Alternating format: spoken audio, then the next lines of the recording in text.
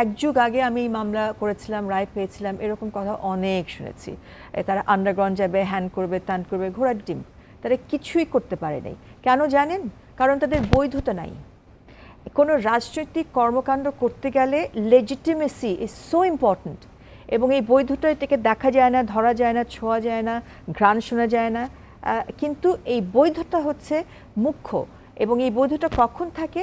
যখন আপনি আইনের আদলে অপারেট করেন।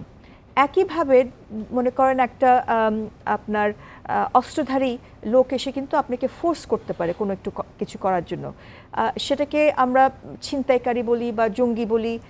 একইভাবে পুলিশ, আর্মি, রাষ্ট্রের কিন্তু এই কোয়ার্সিভ পাওয়ার বা এই ফোর্স অ্যাপ্লাই করারও কিন্তু তাদের একটা বৈধ একটা ফ্রেমওয়ার্ক আছে।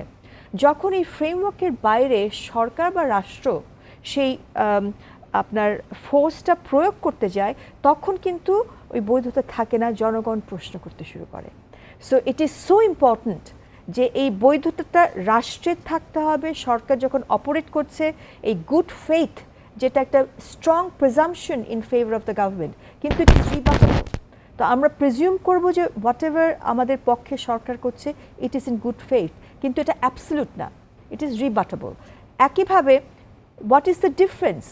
একটা ছিনতাইকারী অস্ত্র নিয়ে যখন আপনাকে শ্যুট করছে আর পুলিশ শ্যুট করছে, there has to be a difference. একটা তো পোশাকধারী স্টেট স্পন্সার্ড আপনার ফোর্স হলে তো হবে না, without the framework of the law. তো সেই জায়গাটা, হ্যাঁ, তো সেই জায়গাটা আমি এটা দুই দিকটাই বলছি। যখন জামাতের বৈধ রাজনৈতিক দল হিসাবে তাদের কোনো অস্তিত্ব নাই, তাদের কোনো অ্যাক্টিভিটি ছিল না, এক যুগ ধরে ছিল না।